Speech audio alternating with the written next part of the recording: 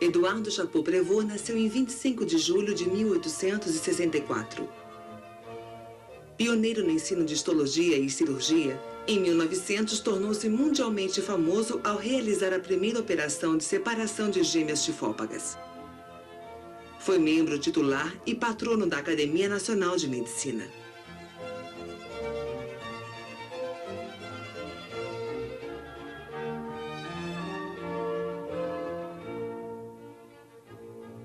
O engenheiro, escritor e ensaísta Euclides da Cunha nasceu em 20 de janeiro de 1866.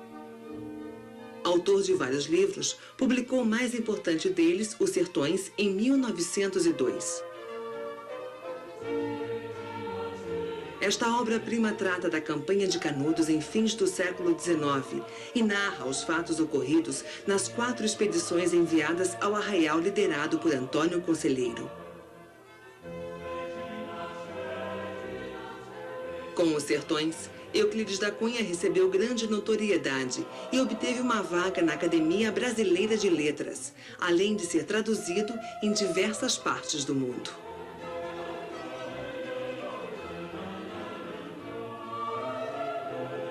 Bernardo Clemente Pinto Sobrinho, o Conde de Nova Friburgo, nasceu em 11 de novembro de 1835.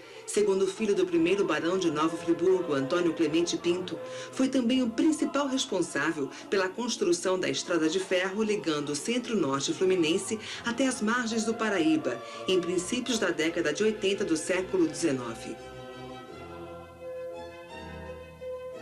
Dando prosseguimento aos planos de seu pai, falecido no ano de 1869, Bernardo ainda tinha tempo para administrar grandes fazendas cafeeiras, negócios na indústria e no comércio. Recebeu o título de barão em 1873, sendo elevado a visconde com grandeza em 1883 e a conde em 1888. Seu pai, Antônio Clemente Pinto, mandou construir no Rio de Janeiro o requintado Palácio do Catete para atender à vontade da esposa, Laura Clementina da Silva Pinto, a baronesa de Nova Friburgo, acostumada ao luxo das propriedades rurais. E a mais rica residência do Império iria abrigar por muitos anos os presidentes da República. Mas o que Chapot-Prévost, Euclides da Cunha e Bernardo Clemente Pinto tinham em comum? Todos nasceram na mesma cidade, a pequena Cantagalo, situada entre as montanhas do centro-norte fluminense, integrando a região serrana do Rio de Janeiro com sua topografia agraciada pela natureza. A cidade se destacou nos ciclos do ouro do café, chegando a ser o maior produtor do grão no Brasil. Mas Cantagalo não vive apenas do seu passado de glórias. Hoje abriga algumas das maiores fábricas de cimento e cal, derivados da exploração de uma reserva de calcários e outros recursos minerais, estimada em 300 milhões de toneladas. Porém, muito antes dos barões, intelectuais e cientistas renomados entrarem para a história oriundos de Cantagalo, um outro homem habitava suas terras.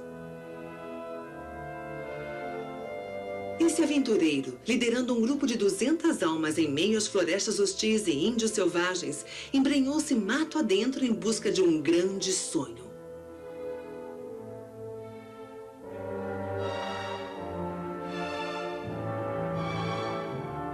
Seu nome era Manuel Henriques, mas todos o chamavam de Mão de Luva.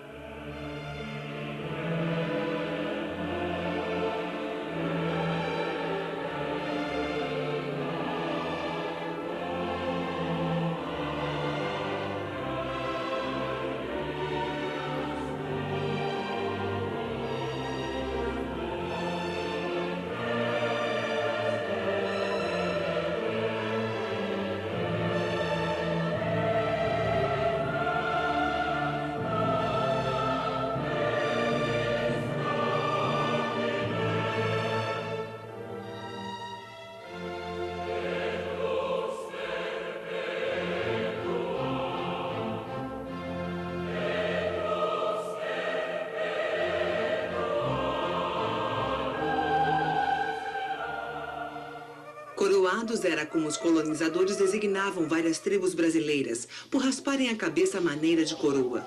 Por volta de 1730, eles eram restos de tribos puris ou de nações mais antigas, como os tamoios. Segundo Saint-Hilaire, os coroados eram feios, de pequena estatura e cabeça achatada. Andavam quase totalmente nus, cabelos negros e longos sobre os ombros e caindo pelos lados do rosto. Viviam guerreando entre si, mas com o avanço da civilização foram dizimados pelos brancos. Os índios coroados andavam aqui pelo estado do Rio todo, antigo estado do Rio, né? Todo, e tinham um parentesco com os goitacazes, mas não eram realmente a mesma tribo. Os coroados tinham esse pedido de coroados por causa do corte do cabelo. Bom, lamentavelmente não se sabe tanto sobre esses índios, né?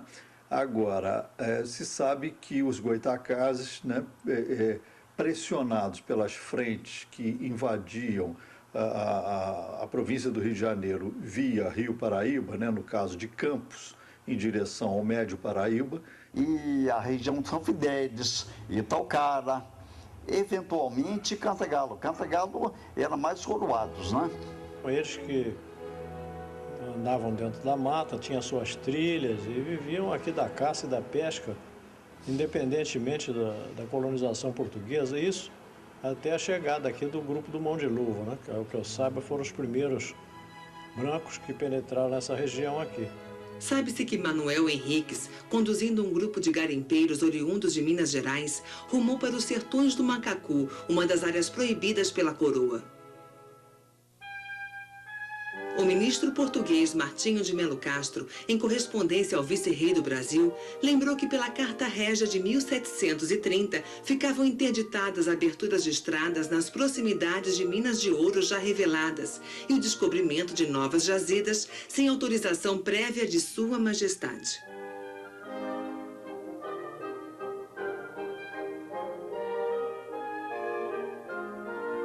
Já o alvará de 1750 não só instituía o confisco total do que fosse apreendido nesta circunstância, como premiava com metade do ouro aqueles que delatassem extraviadores ou descaminhos. Havia sido, já nessa época, aberto um caminho chamado Caminho Novo, ligando aquela área ao Rio de Janeiro, passando por Barbacena, Paraíba do Sul, Petrópolis, e atingindo a Baixada Fluminense aqui em Nova Iguaçu, e só era possível transportar ouro vindo de Minas, passando por esse caminho. Todo mundo que fosse surpreendido transportando ouro em outra área, especialmente nessa área proibida, era punido severamente. E a área proibida, ela compreendia uma parte do atual estado do Rio de Janeiro e uma parte de Minas Gerais. A parte de Minas Gerais, que ficava à esquerda do Rio Paraíba, na região hoje chamada Zona da Mata, que ia do Paraibuna até a Barra do Pomba, era chamada pelos habitantes lá de Sertões de Leste. Sertões de Leste, repito, é a parte proibida do atual estado de Minas Gerais. Então, capitania. E os sertões de Macacu era a parte fluminense compreendida de Areal até Itaocara, atual município de Itaocara, compreendendo alguns municípios do interior. Nessa época, a região dos Sertões do Macacu pertencia à vila de Santo Antônio de Sá, na Baixada Fluminense. Santo Antônio de Sá foi um povoado importante, né? No século XVI, no século XVII, século XVIII, principalmente início do século XIX.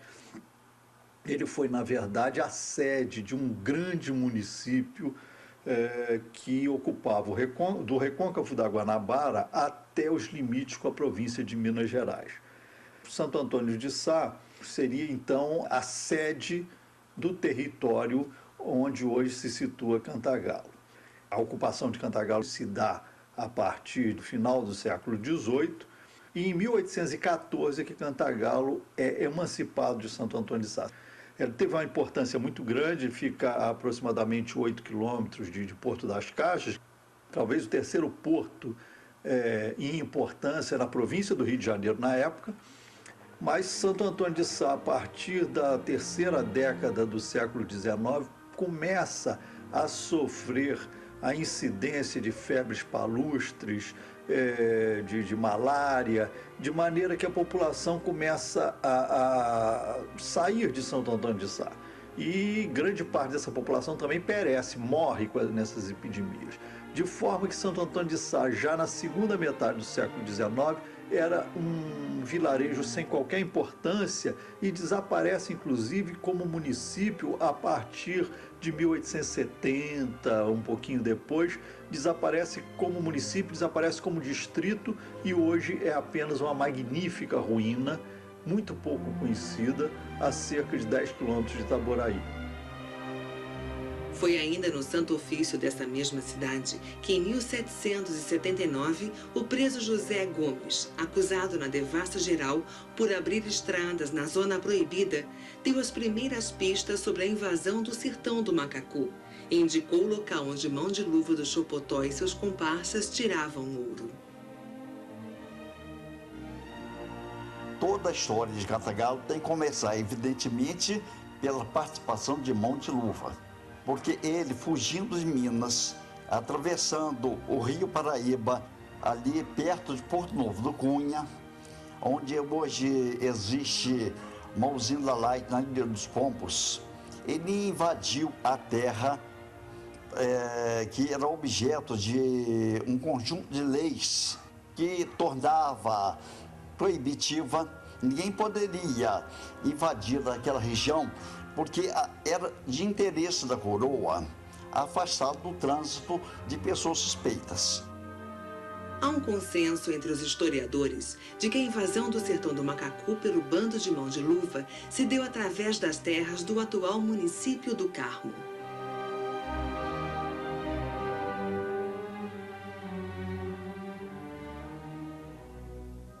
Dali supõe-se que os mineradores tenham tomado uma dessas direções. Subindo pelo rio Paquequera em trecho mais navegável, eles teriam chegado em pouco tempo até a atual localidade de Barão de Aquino. Dobraram à esquerda para ganhar o Alto Rio Negro na Tapera, hoje Duas Barras, e continuaram descendo por ele até Cantagalo. Ou penetraram pelo Quilombo transpondo a Serra da Estreia, o que seria pouco viável. O Rio Quilombo também pode ter sido outra alternativa no trajeto de Manuel Henriques e seus companheiros. Seguindo o curso do rio até Santa Rita da Floresta e depois a Bocaina, onde hoje passa a estrada da Fazenda da Aldeia, eles finalmente atingiram o Rio Negro, junto à desembocadura do Córrego do Gavião, o que é mais provável.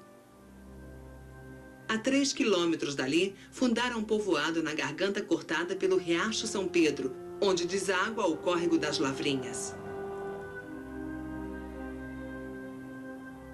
Foi nesse local que, em pouco tempo, iniciaram a exploração do ouro de aluvião, e este parecia abundante. Essa gente sonhava em fazer riqueza sem pagar o quinto a Portugal.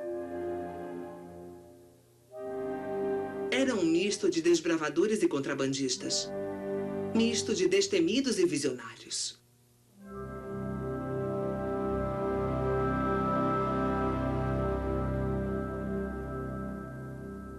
No último quarto do século XVIII, Mozart reinava na Europa como o maior compositor já surgido.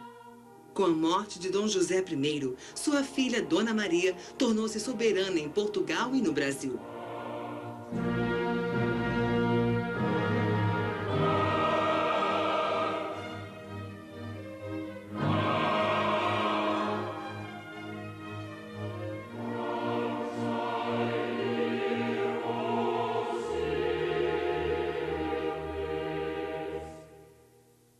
Nos sertões do Macacu, um reduto clandestino de exploração de ouro era chefiado por Mão de Luva e desafiava a cobrança do quinto.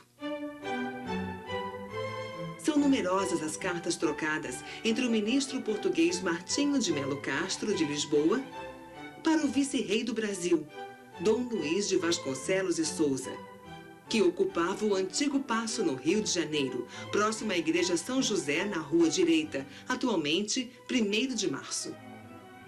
Uma delas traz referências específicas de onde teria vindo Manuel Henriques, inclusive sobre sua família em Minas Gerais. Ao que se sabe, ele garimpava ouro na região do Tejuco, em Minas Gerais, e passa à região do que seria Cantagalo, no caso ao sertão do Macacu, né?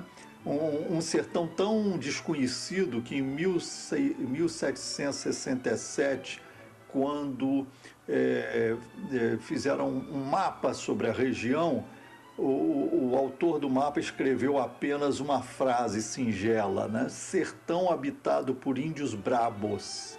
Ele não colocou sequer um acidente geográfico, ele não sinalizou nenhum ponto de referência em toda essa região. A família dele não veio com ele, não morava em Cantagalo, morava, segundo a informação da época, na localidade de Chopotó, onde ele teria deixado a família, a mulher e os filhos. E existe ali uma cidade chamada Senador Firmino, que abrange a região de Chopotó e da Vila de São Manuel, na Bacia do Pomba.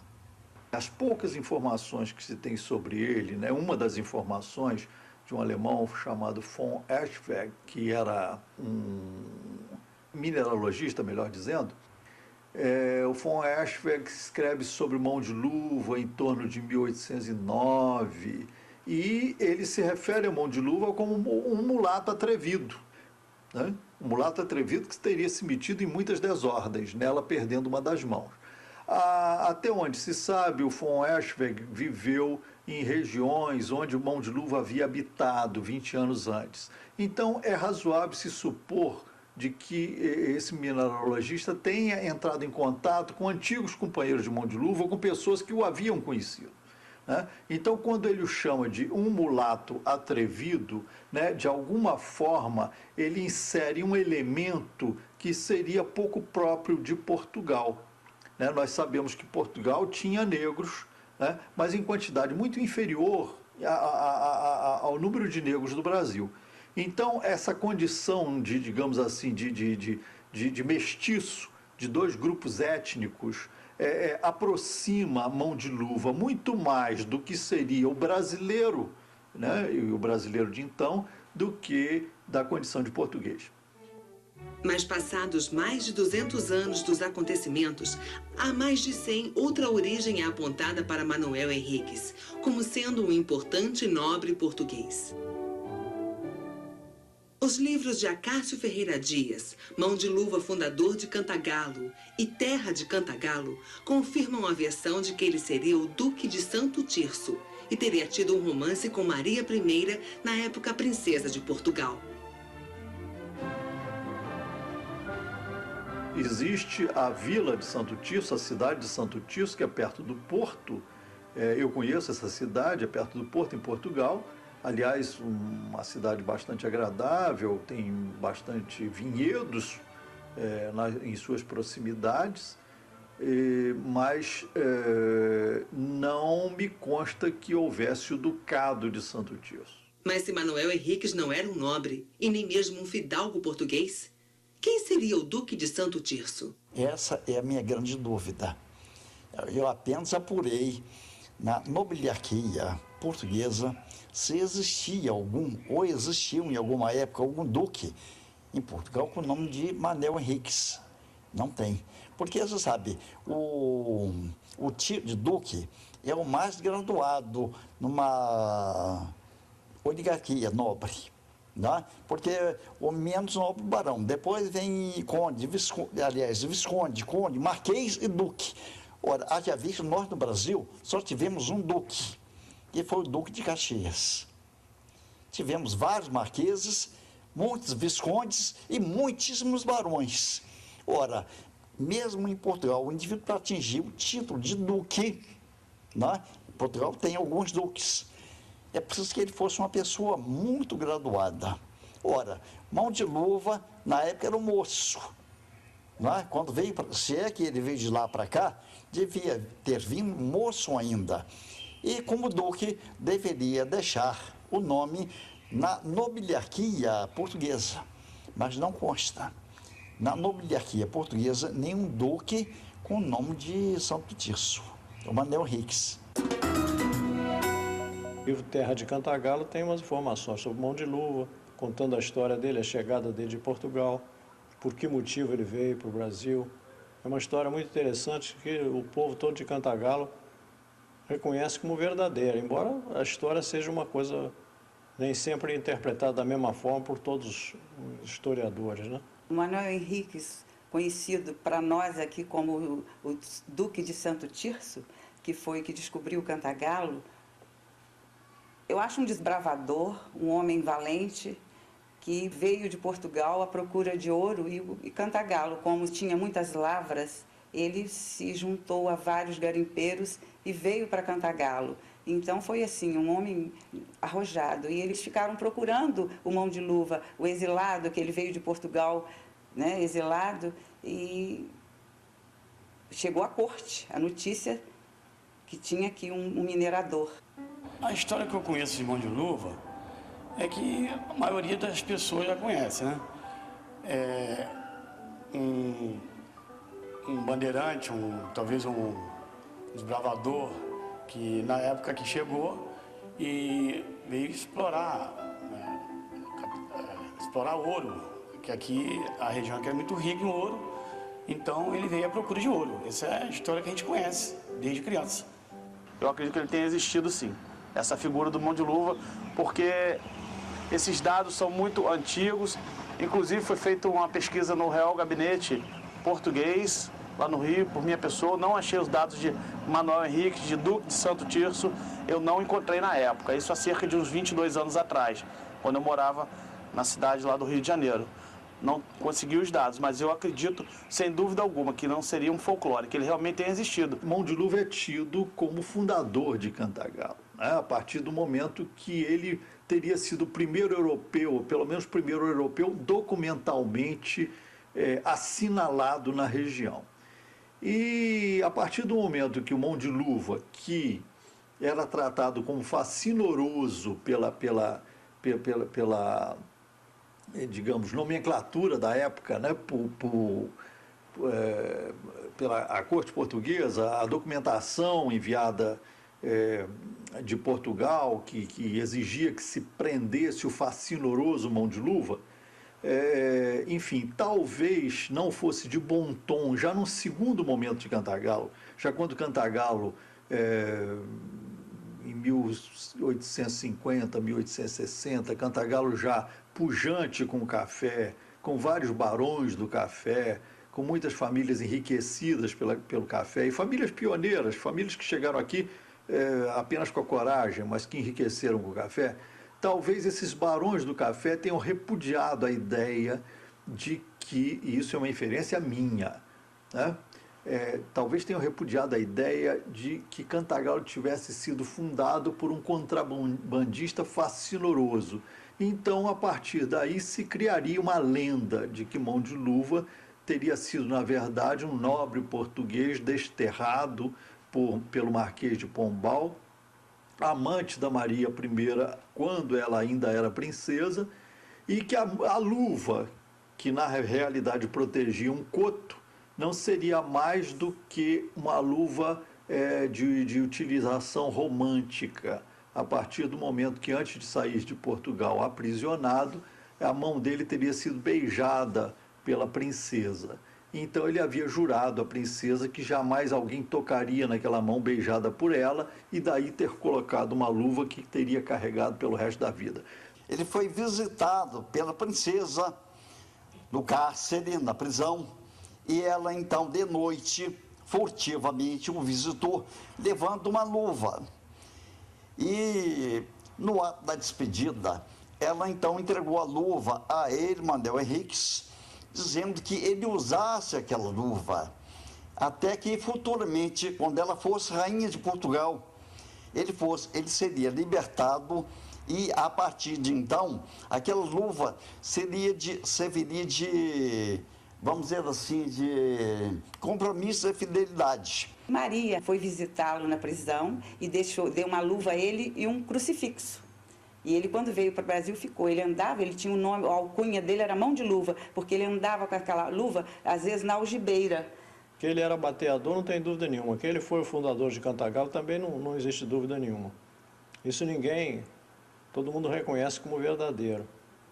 Alguns detalhes que não são assim, grandemente importantes, há um pouco de divergência, mas se nós procurarmos outros fatos históricos, também veremos que sempre há divergência, porque algum historiador sempre discorda um pouco do outro. Uma visão do Acácio Ferreira Dias é muito curiosa, muito interessante, e hoje é a história de Cantagalo. Os visitantes que aqui vêm em busca de informações sobre esse fato, eles sempre saem daqui encantados com a história do Monte de Luva, por ser uma história romântica, não é? Conta a história que ele era um duque que foi desprovido de todos seus bens por gostar, tinha um amor por Maria, rainha de Portugal, que ela não era rainha ainda. Mas muitos historiadores desmentem esse caso, dizem que é uma lenda, mas lenda ou não, é uma linda história de amor. Não existe nenhuma prova a respeito disso. Eu acho que é um mero romance. Olha, isso é uma bobagem. Isso, na verdade, é uma lenda que não tem a menor sustentação histórica. É difícil de provar alguma coisa que ele não era o Duque de Santo Tirso, né? Na visão do Acácio Ferreira Dias. Então, eu acho que é preferível a gente respeitar essa história que já foi aceita pelo povo e que é, vamos dizer, curiosa e interessante, né? E estabelecer uma dúvida sobre uma coisa que não há necessidade. Porque, de uma forma ou de outra, quem fundou Cantagalo foi realmente o Monte de Luva com a sua pequena mineração, né? Isso não tem dúvida nenhuma. E que ele era o Manuel Henriques, também não há dúvida nenhuma. Ele era um garimpeiro, alcunhado de mão de luva, né? E a razão é muito simples. Ele teria perdido uma das mãos ou teria ferido uma das mãos numa refrega. Ele tinha mão, ele não era pirata. Ele tinha mão. Se ele tivesse mão, como é que ele usava luva? A mão de luva protegia o coto com uma luva de couro, provavelmente, alguma coisa assim, e daí o apelido mão de luva, né? E era um mestiço muito brigão, vivia metido em brigas. E numa dessas brigas, ele teria perdido uma mão. E para suprir a deficiência física, ele passou a usar uma luva acolchoada, igual a luva de lutador de boxe. A luva ele usava para proteger a mão na escavação para apanhar as lavras, entendeu? E o Monte de Luva nunca foi Cotó. Cotó era o Capitão Gancho. Agora, se ele veio de Portugal, provavelmente tenha vindo, não sei, né? Isso daí, quem fez essa pesquisa, na época, o prefeito daqui, o Acácio Ferreira Dias, ele tinha à sua disposição toda a documentação aqui no município, né? Estava tudo na facilidade para ele. Não só na prefeitura, na Câmara, que foram os primeiros documentos, na igreja, no fórum, tudo isso ele tinha à sua disposição. E se ele teve essa visão, alguma razão ele teria para isso, porque ele cita nos trabalhos dele que todo o escrito que ele fez foi baseado em documentos. Não foi coisa assim inventada. Isso ele diz no livro dele. Livros de guarda-mor, entre outras raridades, serviram de consulta para Acácio escrever suas obras no período em que foi prefeito de Cantagalo, entre 1930 e 1935. Infelizmente, esses documentos perderam-se para sempre quando o arquivo foi destruído pelo interventor Paulo Barreira de Faria, nomeado por Amaral Peixoto, interventor-geral de Vargas. Assim, as fontes de Acácio não podem ser checadas, nem para confirmar, nem para desmentir a sua lúdica versão da saga do Mão de Luva.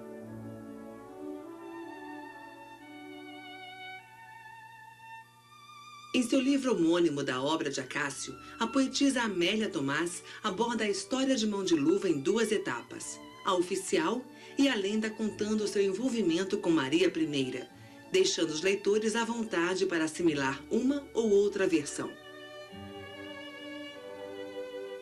Alguns chegam a imaginar que a Maria I ficou louca de amores pelo Mão de Luva. Você vê que a lenda é absolutamente delirante, né?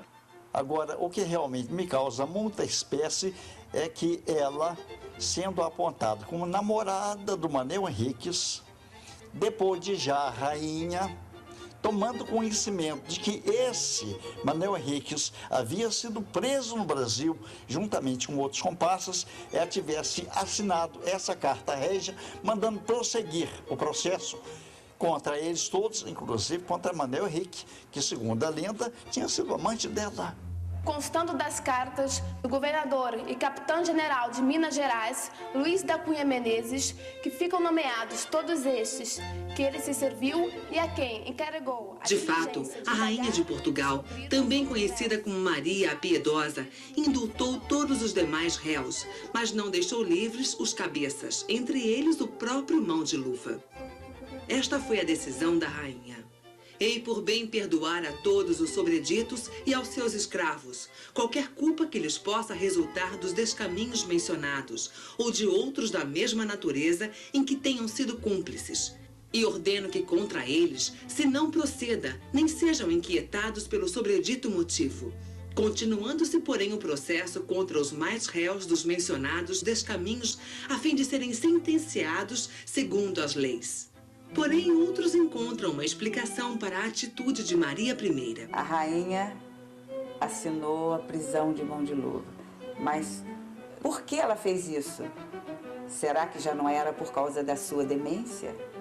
A Maria, a primeira, a louca, ela condenou-lhe a prisão.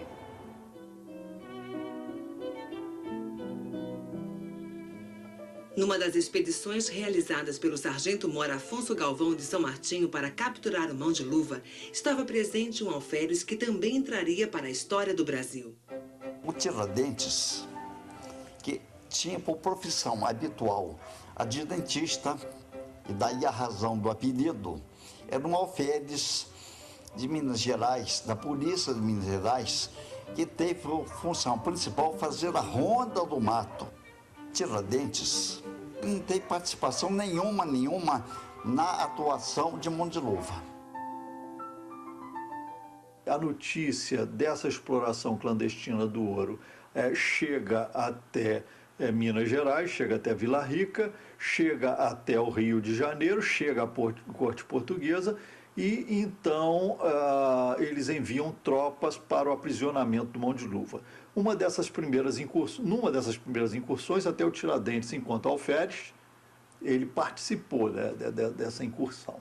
Ele tinha como missão fazer a prospecção da área, enfim, assinalar pontos geográficos, rios que davam val, etc.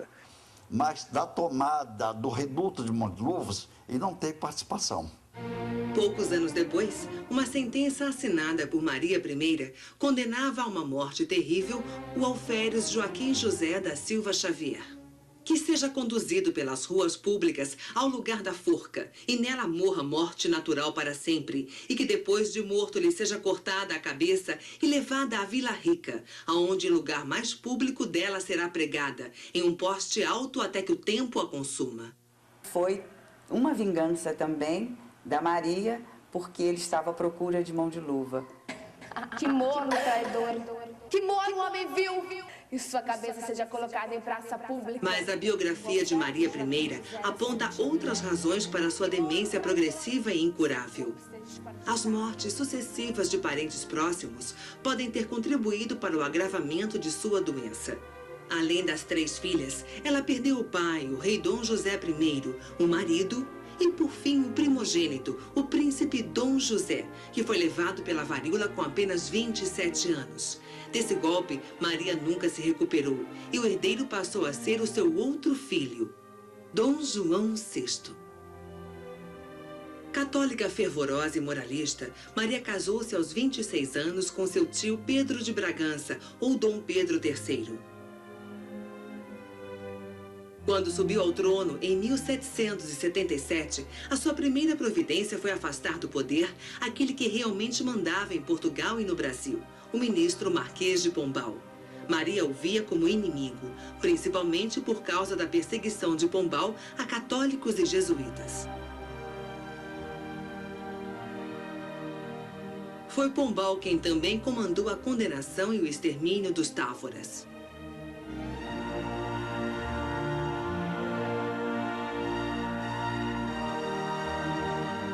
No ano de 1758, houve um atentado, isso é histórico, não é lenda. Houve um atentado contra Dom José I, que era o pai da princesa Maria. Bom, ficou provado na devassa, então, aberta, que é a família dos Távoras, família importante em Portugal, teve participação direta nisso. E essa família, quer dizer, pelo menos os líderes da família Távora, foram envolvidos, processados e condenados. Eu presumo que seja uma questão moral, porque era uma pessoa da família Távora que era amante do rei. E ele voltava exatamente de noite de uma visita que fizera a essa amante em direção ao palácio quando sofreu o atentado. Como o fato coincidiu mais ou menos com a mocidade da princesa. E precedido de poucos anos, a aventura de Mão de Luva aqui no Brasil, eu acho que o acaso, alguém por ele, não sei quem é, tivesse estabelecido uma conexão entre o atentado contra Dom José em Portugal e a presença do Mão de Luva aqui.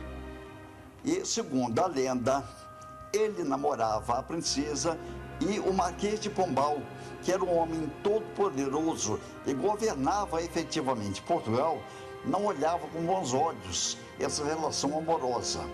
E como o Marquês tinha aquela prevenção contra esse pretenso Santo Tirso, o envolveu injustamente na história, deportando-o para o Brasil.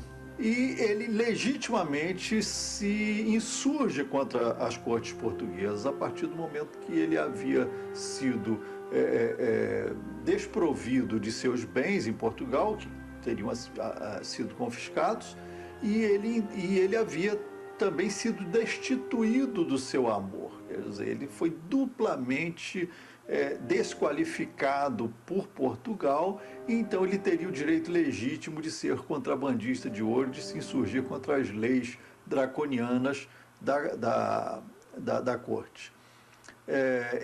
Evidentemente que essa lenda não se sustenta historicamente. Isso surgiu do acaso de dias para cá, porque anteriormente não se falava nisso.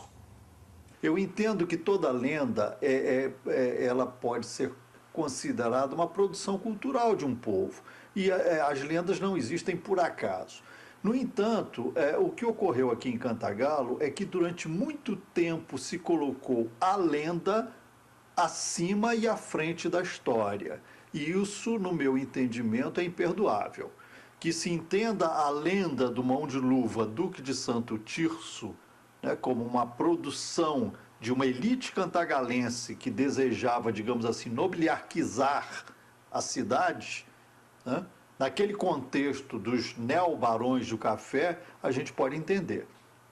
Agora, que hoje ainda se reproduza nas escolas de que o Mão de Luva teria sido Duque de Santo Tirso é absolutamente imperdoável, porque essa lenda não tem a menor sustentação histórica. É muito importante que se coloque Mão de Luva no espaço dele, sabe? E que já é um espaço importantíssimo, né? Teria sido o primeiro europeu que ocupa essa região. O Acácio ele teve essa visão de escrever esse livro, resgatando a história de Cantagalo, que ninguém tinha feito antes. Depois dele, outros fizeram também a história, mas respeitando sempre o texto do Mão de Luva, de acordo com a visão de Acácio Ferreira Dias. A história, se é uma lenda, se isso é uma lenda muito bonita, e se é uma história, melhor ainda. Então não há necessidade da pessoa fazer uma modificação dessa história. Isso seria, vamos dizer, até um desserviço à história verdadeira. Porque só se pode modificar uma história quando se tem documentos que comprovem os seus argumentos, né? Sem isso, não se pode levantar uma dúvida sobre uma história que está estabelecida. É muito difícil provar que a pessoa não foi. Provar que foi é mais fácil, né? Existe, às vezes, algum documento que prova. Provar que não foi é meio difícil, é uma coisa impossível. Não tem como.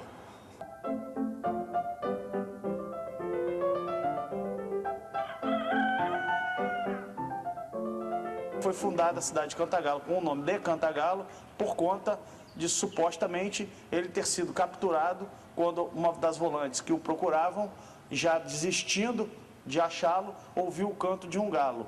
E, em ter ouvido o canto de um galo, voltaram e disseram o seguinte: bem, se há um canto de um galo, tem pessoas próximas aí, em algum vilarejo, enfim. Aí foi quando realmente acharam o Mão de Luva e deu-se o nome de Cantagalo posteriormente, em virtude desse fato ter ocorrido.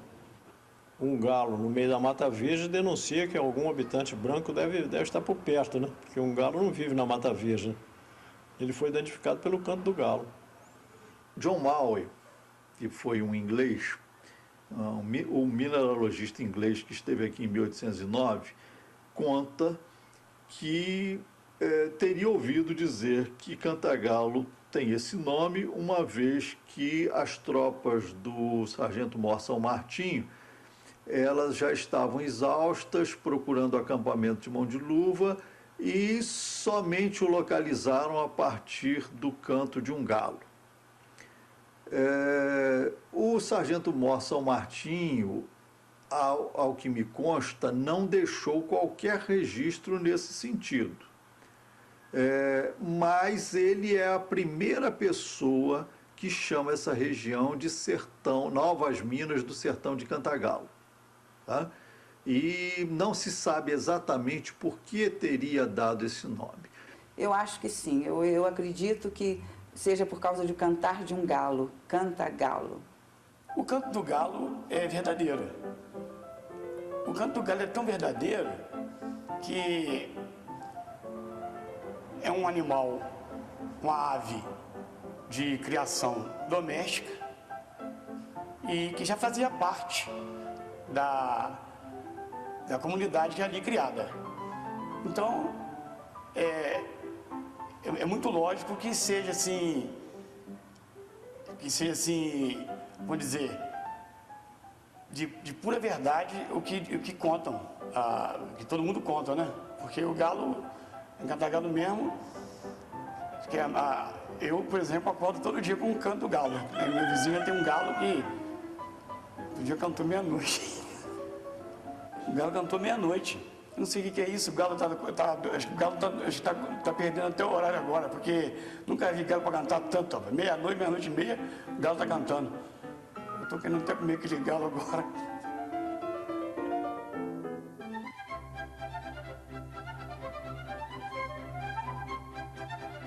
É de marca maior que a mediana, mas não passa a gigante. Tem uns ombros que o pescoço algum tanto lhe sufocam. O seu cachaço é gordo, o ventre inchado, a cara circular, os olhos fundos. De gênio soberbão, grosseiro trato. Assopra de contínuo e fala muito. Essa foi uma das muitas formas nada lisonjeiras que Tomás Antônio Gonzaga, o futuro inconfidente, em sua obra Cartas Chilenas, encontrou para descrever o governador da capitania de Minas Gerais, Luiz da Cunha Menezes, que vivia em Vila Rica.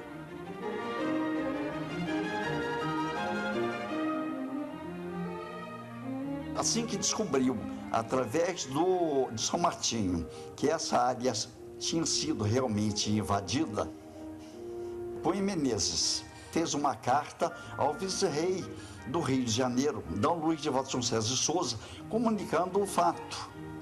Ele é um indivíduo petulante, de difícil trato, gostava de aparecer na história. Então, acontece o seguinte, como aquela região fica mais próxima de Minas do que do Rio de Janeiro, ele, então, organizou a escolta. Ele saiu cerca de 100 soldados aproximadamente do esquadrão de cavalaria de Ouro Preto e invadiu a área. Enquanto ele invadiu a área por lá, essa região da Serra aqui do Rio de Janeiro foi guarnecida por iniciativa do vice-rei do Rio de Janeiro. Então ele teve sim participação na repressão do núcleo invasor. porque a escolta que prendeu Mão de Luva veio realmente de Minas Gerais.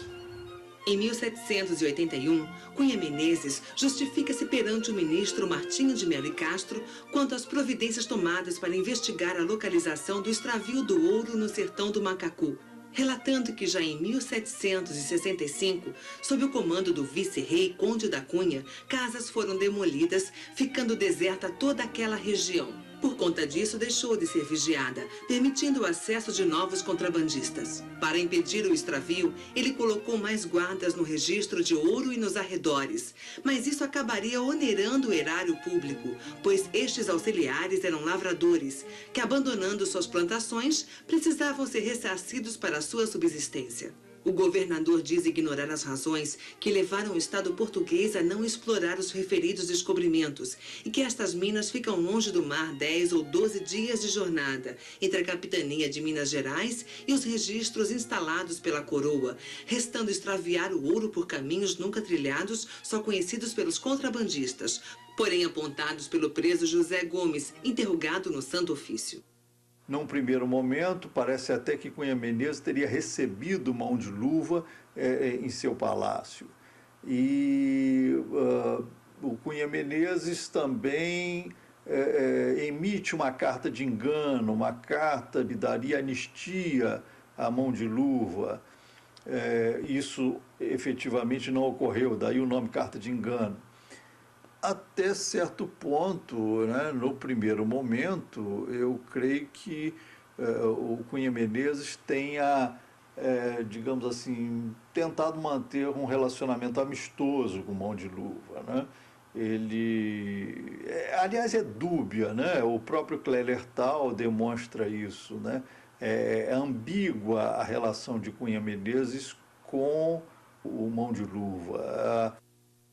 Cunha Menezes almejasse angariar algum tipo de vantagem com a exploração do ouro de Cantagalo, fazendo vista grossa, obtendo algum tipo de vantagem pecuniária, mas isso ficou na esfera das suspeitas, né? Os próprios soldados designados por São Martinho para invadir a área do acampamento de Mão de Luva teriam sido acusados posteriormente de algum tipo de conivência com Mão de Luva. Quer dizer, havia uma certa promiscuidade, né? Enfim, no século XVIII, né? Havia uma certa promiscuidade entre as autoridades e os facinorosos, né? Nada que lembre os dias atuais, não é verdade?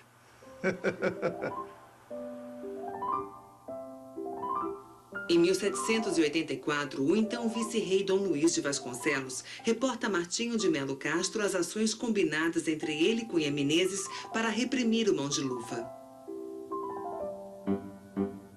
Assim informado, o ministro português dirige-se a Cunha Menezes e determina que haja total sigilo, armadilhas e recompensas para assegurar a captura do bando. Termina afirmando que, expostas as ditas riquezas, a se apoderarem delas os contrabandistas e extraviadores, como acontece no sertão do Macacu, são a ruína de Portugal e do Brasil. O vice-rei, irritado com a ineficácia e aparente corrupção de Cunha Menezes, escreve ao ministro português em 1786. Explica como foi informado das relações existentes entre o Mão de Luva e os oficiais de Minas, sendo este muito conhecido do sargento-mor Pedro Afonso Galvão de São Martinho, tendo andado em sua companhia na abertura de um novo caminho no sertão do Macacu, ordenado por Cunha Menezes. Ele foi muito detratado pelo Luís de Vasconcelos de Souza na correspondência dele com o governo português. Agora, o que se sabe é o seguinte, que ele recebeu por 2 vezes a visita de Mão de Luva no Palácio de Vila Rica e a ele deu algumas cartas, chamadas cartas de engano, uma para o sargento-mor e outra para o anspensado Custódio Ribeiro de Faria, encarregado de tomar conta do registro do Cunha. Na primeira carta, ele disse ao sargento-mor que o aproveitasse para ajudar a abrir a estrada que eles estavam levando a efeito.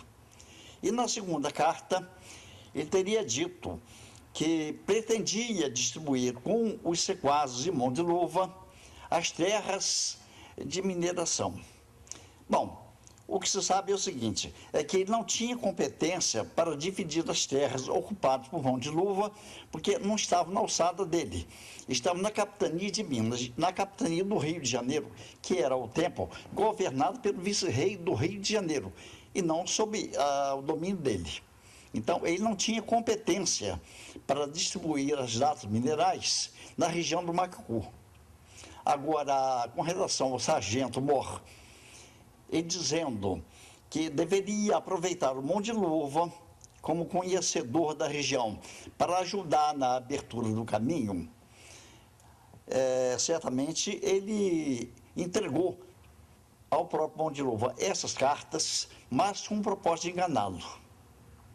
O Mão de Luva, quando recebeu essas duas cartas, no caso, ele imaginou que o Cunha Menezes estivesse ao lado dele, disposto a apoiá-lo, mas me parece que o propósito do Cunha Menezes era enganá-lo.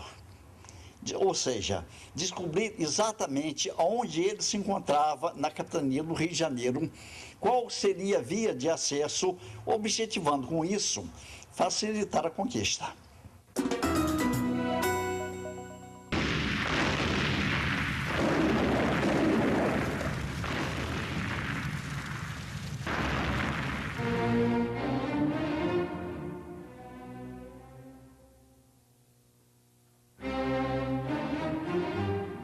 Ao que consta, o sargento Mor teria enviado 2 soldados à frente para que chegassem ao acampamento de Mão de Luva antes das tropas, e esses 2 soldados eles estavam travestidos de mascate e eles estavam com uma abundante quantidade de aguardente.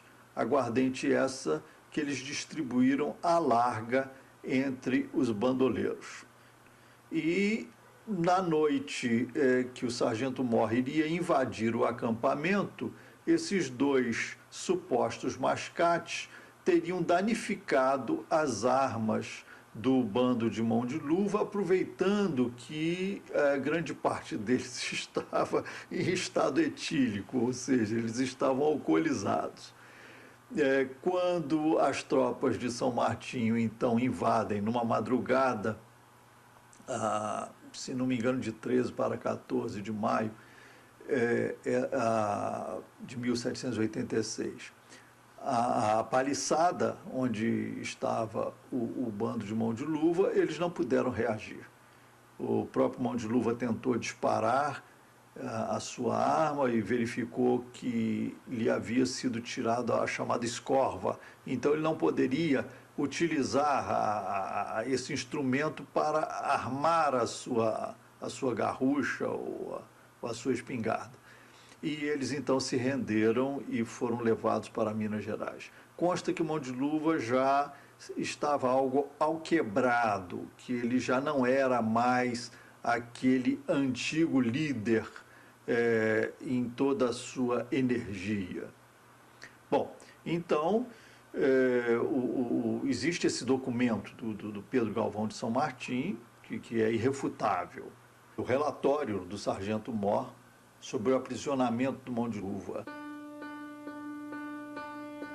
Em 13 de julho de 1786, o vice-rei escreve do Rio de Janeiro informando à corte que foram presos 13 réus, entre eles o famoso cabeça Manuel Henriques, por alcunha o Mão de Luva, com os seus 3 irmãos igualmente orgulhosos e de péssimo procedimento.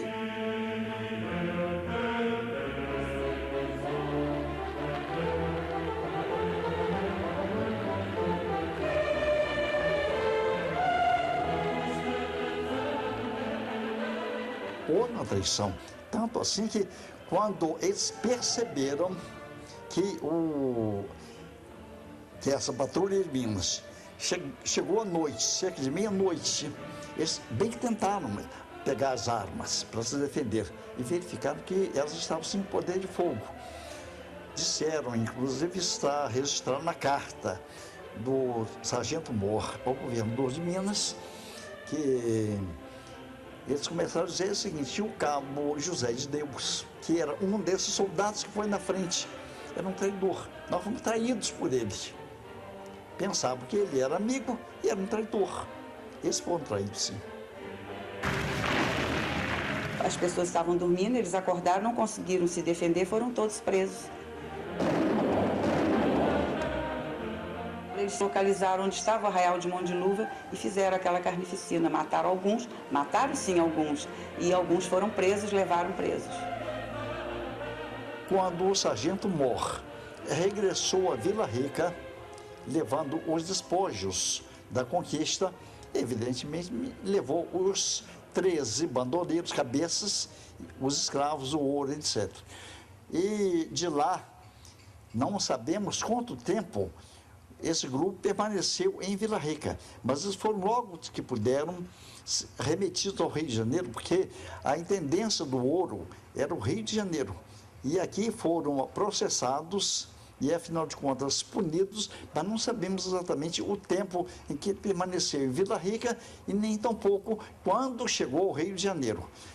E o térreo daquele prédio, o Museu da Inconfidência em Vila Rica, era presídio, onde ficaram presos os conjurados de Tiradentes.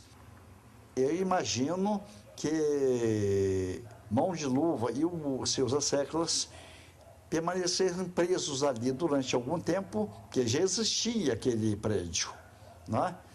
E de lá remetido ao Rio de Janeiro. Curiosamente, a história não registrou para onde ele teria sido degradado. Alguns dizem África, outros acreditam Rio Grande do Sul. O fato é que ele teria morrido pouco tempo depois, ele não resistiu durante muito tempo. Saiu de Vila Rica e foi de navio para a África. No navio, ele estava já cansado e um capelão o acompanhou nessa viagem. Ele já bem enfraquecido, diziam até que ele estava tuberculoso e que ele, na hora que ele estava passando mal, que foi assistido pelo capelão, ele pediu que entregasse, perguntou notícias. Então o capelão falou que Maria de Portugal era rainha de Portugal, então ele pediu, tirou da algibeira a luva já poída e um crucifixo. Pediu que entregasse a Maria, rainha de Portugal. Pediu a este capelão. E dizem que, ao passar dos tempos, este capelão foi a Portugal procurar no palácio a rainha de Portugal. Ela veio atender. Então ele entregou a luva poída e o crucifixo. Então a rainha pegou, olhou para cima e falou assim: a rainha de Portugal é uma perjura. Ela não cumpriu com a sua palavra, porque ela teve um amor, um enlevo com Manuel Henrique, que era o duque de Santo Tirso, era de Portugal, família nobre de Portugal.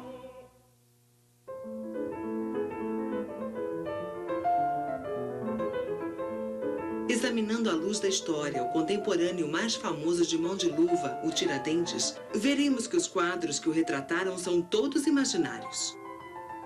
Se não há qualquer registro oficial da aparência de Manuel Henriques, Tiradentes retratado como uma figura cristã para potencializar o aspecto de mártir também não reflete a realidade.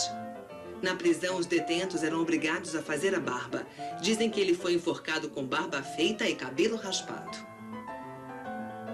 Outra imagem marcante é a do jovem alferes. Em sua época, os soldados mantinham o rosto raspado, mas eram obrigados a usar bigode.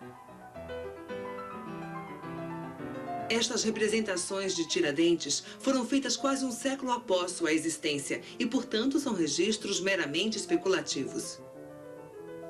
Passados mais de 200 anos, como seria o retrato de Manuel Henriques? O Mão de Luva era uma pessoa assim,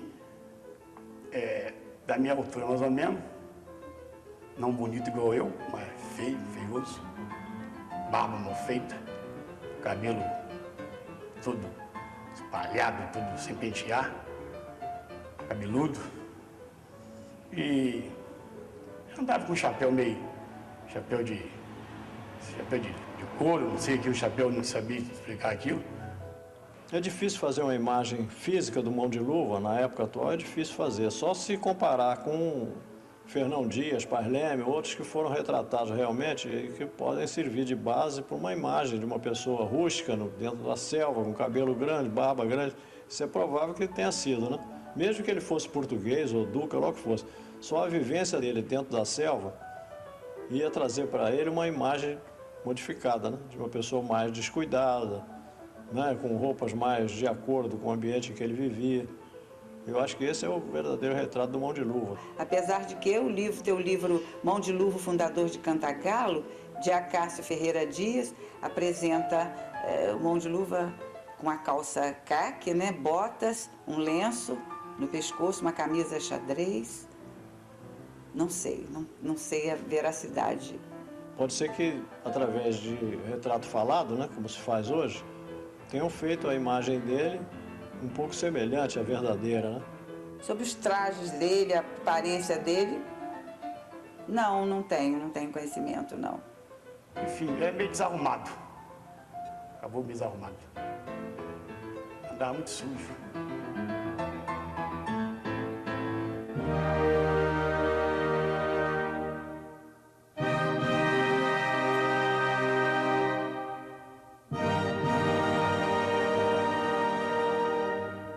Tem uma citação nesses textos do Acácio Ferreira Dias de um saco de ouro que teria sido enterrado numa montanha, assim, próximo a árvores, lagoas. Isso muitas pessoas já perderam tempo procurando, mas ninguém encontrou nada não.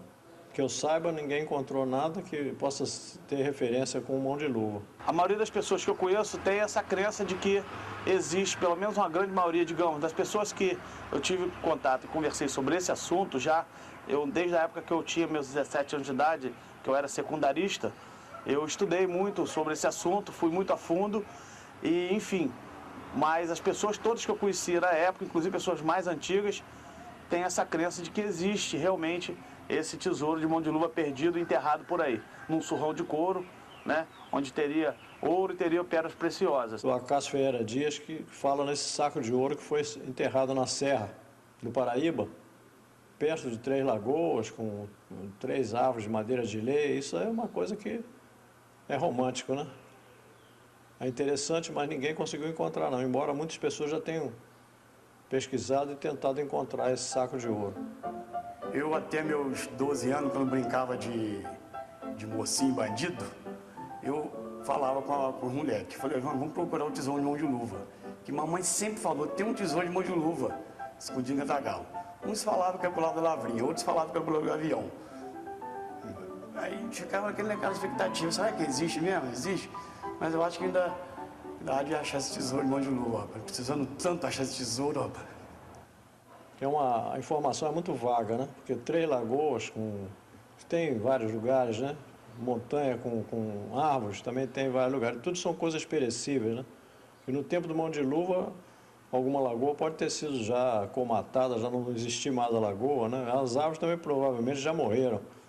Então é uma coisa difícil de se dizer, se ele realmente enterrou. Eu acredito que seja mais uma lenda.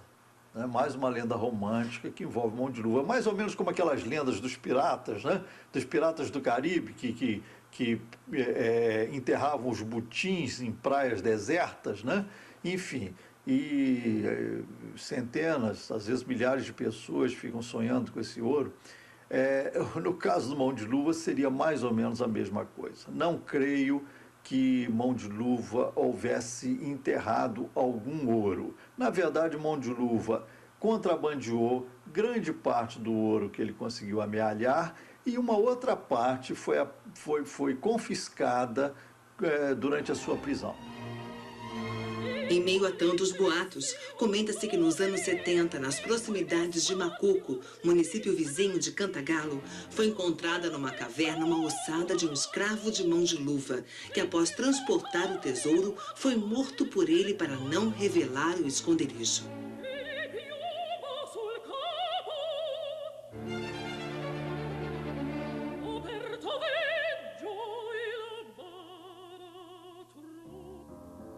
Mas, nas lembranças de Marli Barbosa, o tesouro de Mão de Luva representa, antes de tudo, ingenuidade e desilusão. Eu já nem guardo mais na cabeça a época, mas eu tinha pena quando ela achou aquela barra, eu tinha 15 anos. E ela tinha uma vida muito sofrida, muito cansada, né? Muita dificuldade. E ela ficou toda empolgada quando ela achou aquela barra. Ela não sabia se era barra de ouro, mas tudo indicava que era, né?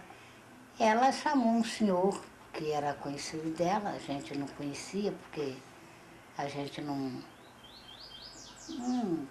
fazia parte dos assuntos deles. E ela pediu se ele podia vir para ela e trazer a resposta para ela. E ele levou simplesmente até hoje. Ele não apareceu, sabe? E ela continuou na luta, né? Lutando, a gente ajudando. E a vida dela foi essa vida, que ela ficou feliz por ter achado aquilo, por pensar que ia melhorar a situação, e no final da história ela perdeu. Ela achou e perdeu. E a nossa vida foi essa, éramos 7 meninas e 2 rapazes. A mamãe lutou muito, achou aquela barra de ouro, eu acho que é ouro, que ela achou no quintal, ela capinando. Ela capinando no quintal quando ela achou aquela barra de ouro. E só que ela achou só achou. Não pôde aproveitar da barra de ouro, né? E a nossa vida continuou na mesma. Minha mãe lutando, sempre lutando, meu pai morreu. Ela continuou lutando. Depois tivemos que sair de lá, porque o asfalto, a estrada, né? O asfalto passou ali. Aí que mudamos, que ela mudou cá para baixo, aqui perto do hospital. E depois ela foi embora para Niterói com a filha mais nova dela. Casou e levou ela. Ela veio a falecer, agora tem 2 anos.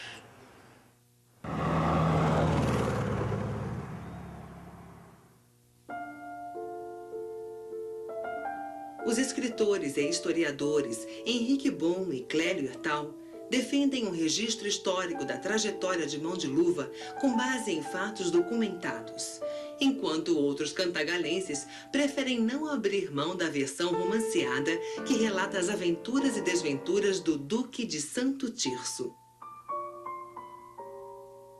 Pode-se afirmar que o último descendente vivo de Manuel Henriques seja o povo brasileiro? Sempre em busca de um tesouro perdido que não sabe bem o que é ou o que significa. Mas aqui das dúvidas que pairam sobre esse homem, para uns bandoleiro, para outros um herói romântico, qual será o verdadeiro peso da história? Reinserir o Mão de Luva no seu contexto histórico não é atacar Mão de Luva, né? É inseri-lo no nicho real, no nicho mais real, ou pelo menos no nicho que nos permite interpretar segundo as fontes documentais. Porque se faz história em cima de fontes documentais. Evidentemente, se faz história também em cima de fragmentos, né? A arqueologia está aí nos provando isso, a paleontologia também, mas se faz muito história, e história recente, nós estamos falando de história de 200 anos, se faz em cima de documentos. Eu acho que também falta um pouco de informação. Muitas pessoas, inclusive pessoas mais novas, jovens, que estão hoje no estudo secundário, talvez não tenham nem tido a informação sobre essa parte da história, que se confunde um pouco com a história do próprio Brasil. Se é uma lenda, se isso é uma lenda muito bonita. E se é uma história, melhor ainda. Ele realmente existiu, né? Que ele era bateador, não tem dúvida nenhuma. Que ele foi o fundador de Cantagalo, também não existe dúvida nenhuma. Mão de Luva, que era realmente uma figura corajosa. Comandava aquilo tudo sozinho, não tinha auxiliar, não. Ao que consta, ele mandava sozinho. Ele conseguiu formar um arraial, um núcleo de 200 pessoas. E ele foi um personagem importantíssimo aqui na origem da cidade. Um homem batalhador, valente, porque garimpou. Era o chefe desse grupo de bateadores que aqui esteve e depois foi dissolvido. Eu considero o Mão de Luva um líder. Líder.